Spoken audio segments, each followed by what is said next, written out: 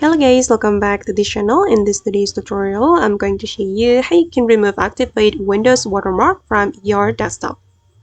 Okay, let's get into it guys. Here I have opened my desktop, and actually right now I don't have that kind of problem on my Windows, but I have ever been there. There is an activate Windows watermark on my desktop, and I'm going to show you how we can remove it. First thing first guys, you need to go to your search menu and you have to search for the registry editor. This one, you have to click on yes, and you need to go to the high-key local machine and you have to go to the system, and then you can go to the current control set. Okay, this menu, and select the services. Okay, and in the services we have to scroll down until we find the SVC. We can keep scrolling down.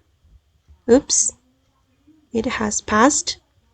Okay, you have to click on this menu and click on SVC, and then you're going to click on the start.